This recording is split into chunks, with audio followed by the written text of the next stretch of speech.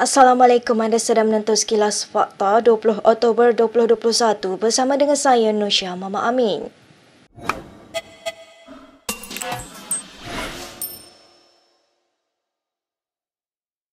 Majlis Presiden PH bermesyuarat petang ini bagi membincangkan pendirian Sekutu PKR yang enggan menerima kemasukan bekas Ketua Menteri Melaka Idris Harun dan 3 adun lain ke dalam parti itu.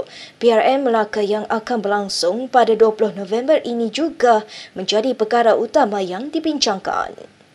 Dipercayai mesyuarat itu akan meneliti ketetapan untuk Idris serta 3 adun lain iaitu Nur Hizam Hassan Bakti, Nur Effandi Ahmad dan Nur Azman Hassan bertanding di bawah tiket PH. Semalam Ketua Penerangan PKR Syamsul Iskandar Mat Akin mengesahkan keempat-empat wakil rakyat berkenaan menyatakan hasrat untuk bertanding atas tiket PH pada PRN akan datang.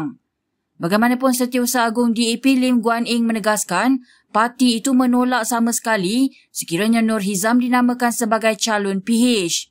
Hari ini juga AMK Kedah dan PKR Pahang turut menyatakan bantahan mereka jika 4 aduan terbabit diterima menyertai PKR.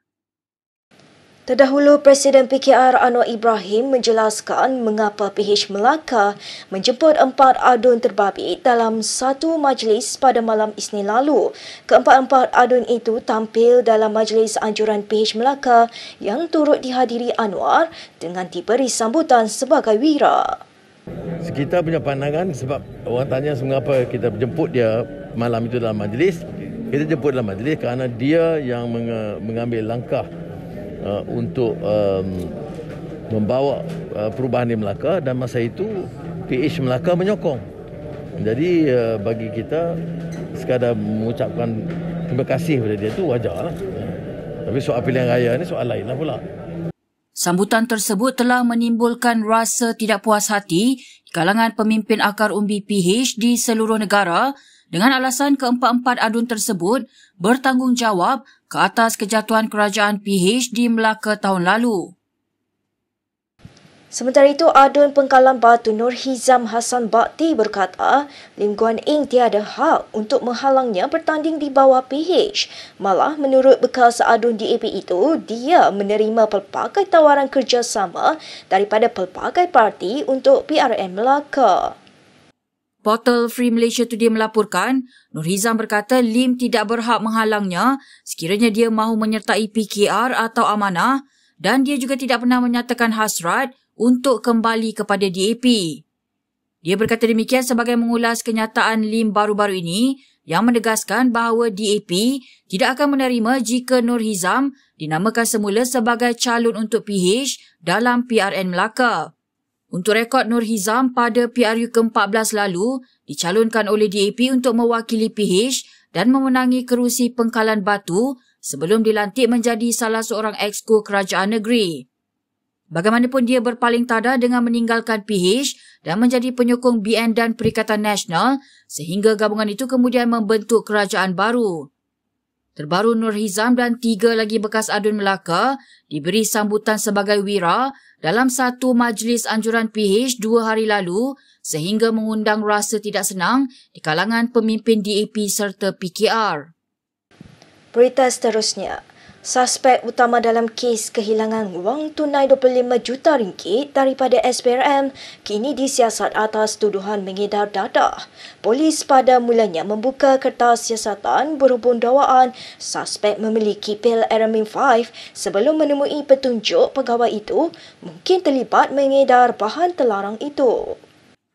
Ketika dihubungi Malaysia Kini hari ini, Pengarah Jabatan Siasatan Narkotik Bukit Aman, Razaruddin Husin mengesahkan penahanan suspek. Difahamkan ujian air kencing terhadap suspek mendapati dia positif amfetamin dan benzo, bahan yang biasanya ditemukan dalam dadah jenis Aramin 5 dan methamfetamin. Menurut Razaruddin, pihak polis percaya suspek mungkin terlibat dalam aktiviti pengedaran dadah selama lebih setahun. Suspek merupakan salah seorang daripada 3 pegawai SPRM yang ditahan oleh Suruhanjaya itu bulan lalu bagi membantu siasatan berkaitan kes salah guna kuasa dan penyelewengan membabitkan bekas Ketua Pengarah Pertubuhan Perisikan Luar Malaysia Hasanah Abdul Hamid. Difahamkan para pegawai berkenaan disyaki terlibat dalam kes kehilangan wang 25 juta ringgit yang merupakan sebahagian daripada bukti yang dirampas SPRM.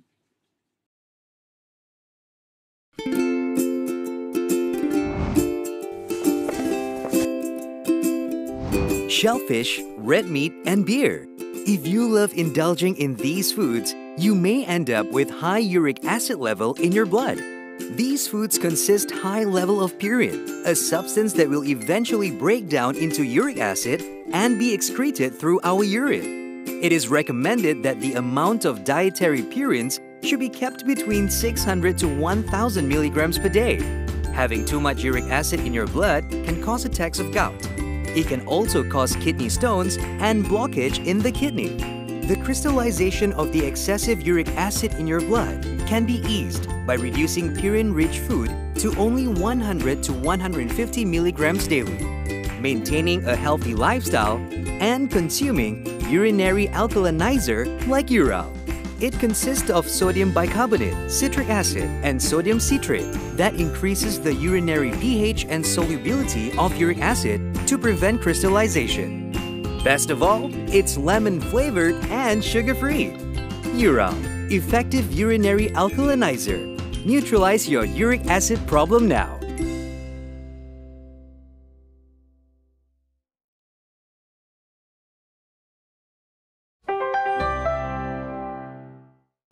Taktik sindiket dadah antarabangsa menyembunyikan 398 kg syabu di dalam kontena berisi ratusan kuni kopi terbongkar apabila diperiksa pihak berkuasa di Pelabuhan Tanjung Pelepas Sabtu lalu. Hasil pemeriksaan menemukan dadah bernilai 14.33 juta ringgit di dalam kontena yang dibawa dari Guatemala menuju ke Manila, Filipina. Apabila kontena ini dibuka, kita dapati daripada 100 guni yang diisytiharkan sebagai kopi, biji kopi yang sepatutnya dihantar ke Filipin, di celah 100 guni itu dia ada 6, lebih kurang 6 pelet. Di celah itu terdapat 14 bungkusan yang berisi dadah yang saya katakan tadi. So ini adalah pada kita satu kejayaan yang kita telah membantu pihak Filipin. Menurut Razarudin, hasil siasatan awal mendapati sindiket dadah terbabit menjadikan Malaysia sebagai lokasi transit sebelum dadah berkenaan dihantar ke negara sasaran. Susulan klip rakamannya menceritakan pengalaman berlakon merogol Raja Farah Raja Aziz tular di Twitter. Fauzi Nawawi tampil memohon maaf secara terbuka kepada aktris itu dan suaminya. Kata pelakon itu, dia tidak mengetahui tujuan video berkenaan ditularkan di media sosial memandangkan program televisyen tersebut sudah lama ditayangkan. Terdahulu dalam program televisyen terbabit, Fauzi diminta untuk menceritakan babak yang paling terkesan buatnya sebagai pelakon sepanjang pembabitannya dalam kerjaya seni. Dalam wawancara itu, dia menceritakan secara terperinci lakonan rogolnya dalam filem Anak Halal bersama Raja Farah. Bagaimanapun, kata Fauzi, babak tersebut terpaksa dipotong atas permintaan ibu bapa Raja Farah. Dalam permohonan maafnya, Fauzi berkata, sebelum program berkenaan disiarkan kepada umum, dia telah meminta pihak produksi memotong bahagian yang tidak wajar dipertontonkan. Sementara itu, Raja Farah beranggapan perkara tersebut tidak sepatutnya diperkatakan secara umum kerana mengaibkan dirinya. Rakaman yang terlebih dahulu tular di aplikasi TikTok itu mendapat pelbagai reaksi warga maya yang kebanyakannya membidas Fauzi kerana tidak menjaga kehormatan pelakon wanita itu. Berikut beberapa lagi ringkasan berita untuk hari ini.